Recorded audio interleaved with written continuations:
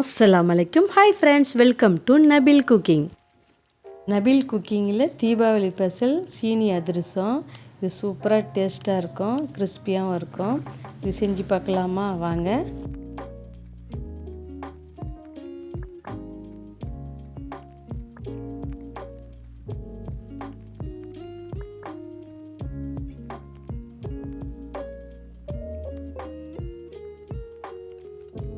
சீனி அதிரசத்துக்கு நான் மாவு பச்சரிசி எடுத்திருக்கேன். அது 2 கப்பு பவுலில் சேர்த்துக்கலாம்.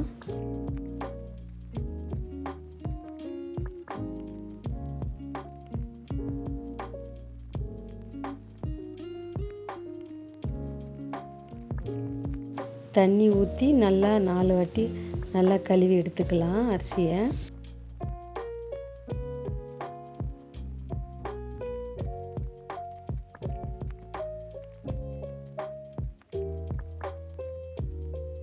அரிசியை நல்லா கழுவுன பிறகு நல்ல தண்ணி ஊற்றி 4 மணி நேரம் ஊற வைக்கலாம். அதிரசம் சாப்பிட்டா வரும்.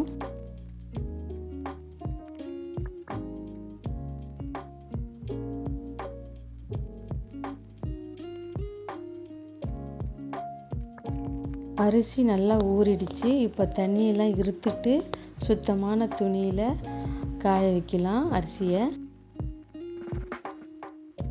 ஃபேன் காற்றுல அல்லது நிழல் பகுதியில் அரிசியை காய வைங்க.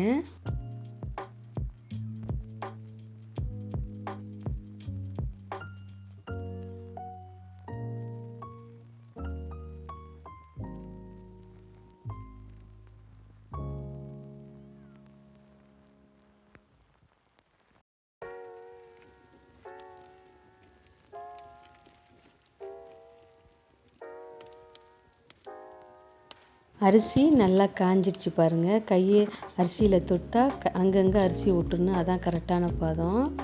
அரிசி எடுத்து தூக்கி கொட்டி பாருங்கள், அப்படி பொல பொலன்னு உளி தான் கரெக்டான பதம். இப்போ அரிசியெல்லாம் ஒன்றா சேர்த்த பிறகு மிக்ஸி ஜாரில் சேர்த்து அரைச்சிக்கலாம்.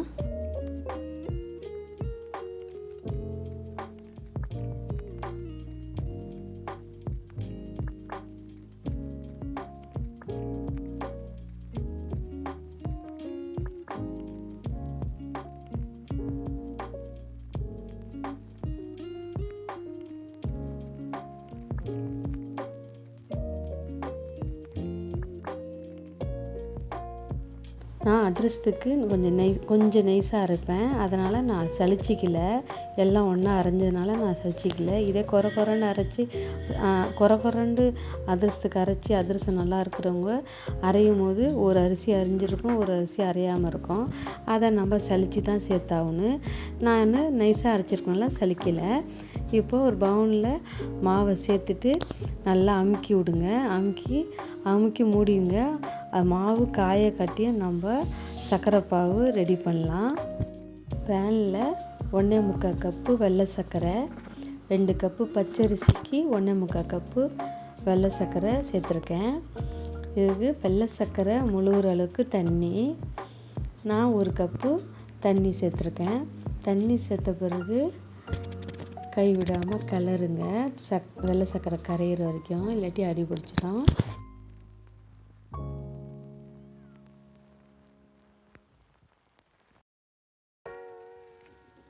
ஏலக்காய் தூள் 1/4 டீஸ்பூன், 2 பிஞ்சு சால்ட்டு. வெள்ளை சர்க்கரை அதிரசத்துக்கு சால்ட்டு சேர்த்தா தான் டேஸ்ட்டு கொடுக்கும். இதே வெல்லம் அதிரசத்துக்கு தேவையில்லை, அதிலே உப்பு தன்மை இருக்கும் வெல்லத்தில். இப்போ பாகு நல்லா கரைஞ்சிடுச்சு. இப்போ பாகு பதமாக வந்துடுச்சு. இப்போ ஒரு கிண்ணத்தில் தண்ணி சேர்த்து இந்த பாகை ஊற்றி பாருங்கள். ஸ்டவ்வை சிம்மில் வச்சுட்டு பதம் பாருங்கள், இல்லாட்டி பாகு முறிவிடும். இப்போ அந்த பாகை உருட்டி பாருங்கள், உருட்ட வருது. அமுக்கி பாருங்கள், அமுக்க வருது. இதுதான் கரெக்டான பதம். இப்போ நம்ம ஸ்டவ்வை ஆஃப் பண்ணிவிட்டு ஒரு டீஸ்பூன் நெய்யை சேர்த்து நல்லா கலந்து விட்ட பிறகு கொஞ்சம் கொஞ்சமாக மாவை சேர்த்து நல்லா கலருங்க. எல்லாத்தையும் ஒன்றா கொட்டாமல் கொஞ்சம் கொஞ்சமாக கொட்டி கலருங்க, கரெக்டாக வரும். இதே கொஞ்சம் லேட்டாக ஆகிட்டா சர்க்கரை பாகு முறிவிட்டா பயப்படாதுங்க. 2 ஸ்பூன் தண்ணியை சேர்த்து திருப்பி கலந்து விட்டுட்டு அப்புறம் ஸ்டவ் ஆஃப் பண்ணிவிட்டு மாவை சேர்த்து கலருங்க, கரெக்டாக வரும். இப்போ எனக்கு கரெக்டாக வந்திருக்கு. எல்லா மாவையும் சேர்த்தா கலர்றதுக்கு கொஞ்சம் கஷ்டமாகவும் இருக்கும், கட்டி தட்டும். அதனால தான் கொஞ்சமாக சேர்த்து கலர்னா கட்டி தட்டாது.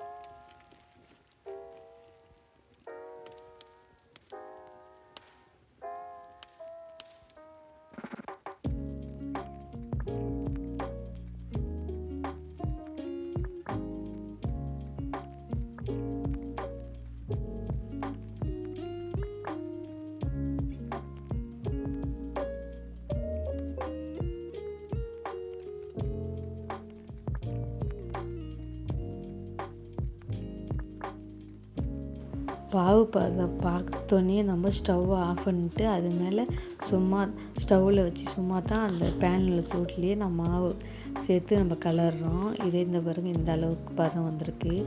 இதே நம்ம அந்த பேன் கூட இல்லாமல் வேறு பேனில் கொட்டி கலரிட்டு அதுக்கப்புறம் ஒரு பவுனில் சேர்த்தா கொஞ்சம் தண்ணியாக இருக்கும். நம்ம அதிரசம் சுடும் போது கொஞ்சம் இலவலாக இருக்கும். இது கொஞ்சம் திக்காக தான் ஆச்சு.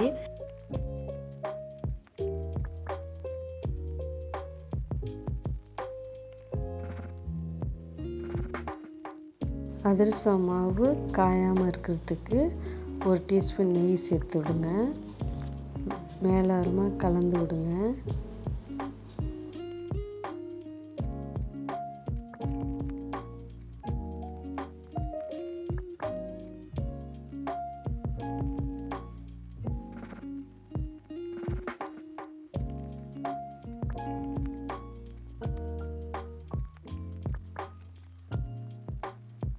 மாவை நல்லா மூடி ஒரு நாள் விட்டுடலாம், மறுநாள் அதிரசம் சுடலாம். இது ஒரு வாரம் ஆனாலும் கெட்டு போகாது. வெளியில் இருந்தால் நான் மறுநாளே சுட்டு காட்டுறேன்.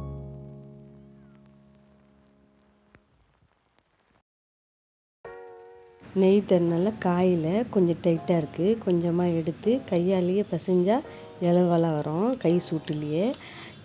இல்லது கொஞ்சமாக பாலை கையில் நனைச்சிட்டு நல்லா பிசைங்க, இலவலாக வரும்.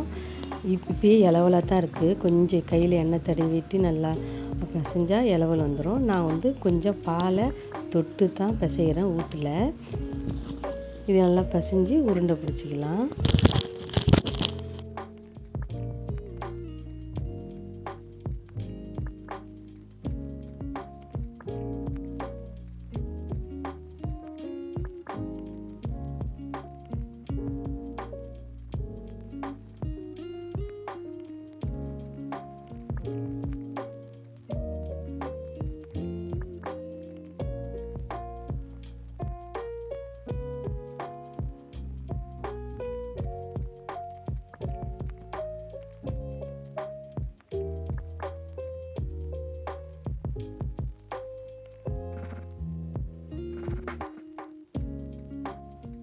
மாவு இலவலாக இருக்குது பாருங்கள்.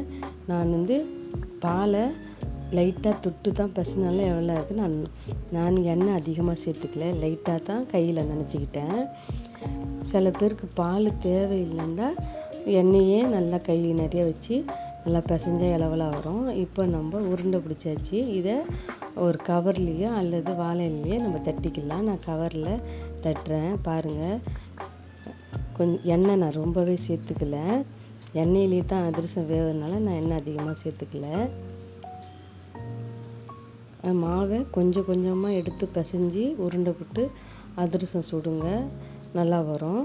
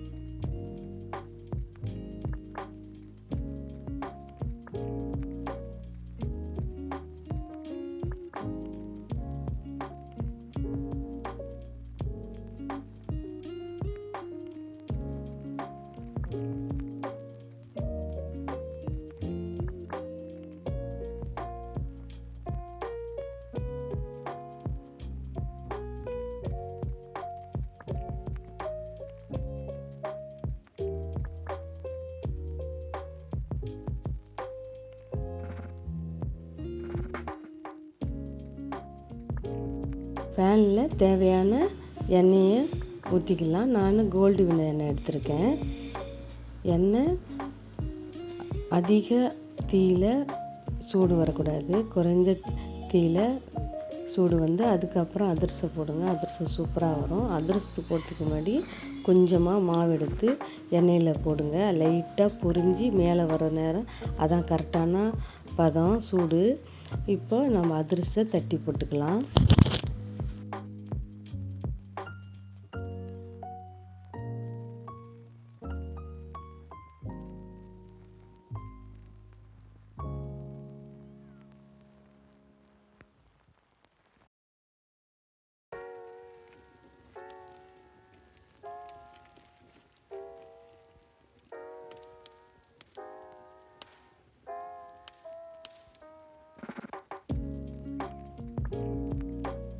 அதிரசத்தை போட்டோடனே மேலே எண்ணெயை ஊற்றி விடாதுங்க.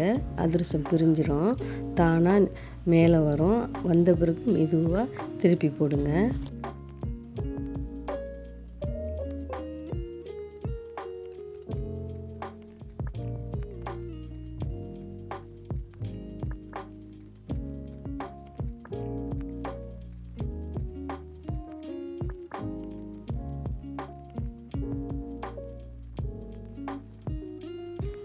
வெள்ளை சர்க்கரை அதிரசம் சீக்கிரம் தீஞ்சிடும். தீயை சிம்லேயே வச்சு சுட்டுடுங்க. அதிரசம் பிரியாமல் வரும். இதான் கரெக்டான பதம். இப்போ அதிரசத்தை எடுத்துக்கலாம். எண்ணெய் நல்லா வடிகட்டிட்டு ஒரு தட்டில் அதிரசத்தை வச்சு இன்னொரு அடி ஃப்ளாட்டாக உள்ள தட்டோடு சேர்த்து லைட்டாக அமுக்குங்க. எண்ணெய்லாம் வெளியாகிடும். நல்லா அமுக்குனா நிறைய வீரல் விடும். அதை மட்டும் பார்த்துக்கங்க. மெதுவாக அழுத்துங்க, எண்ணெய்லாம் வெளியாகிடும். இதேமாரியே எல்லா அதிரசத்தையும் சுட்டு எடுத்துக்கலாம்.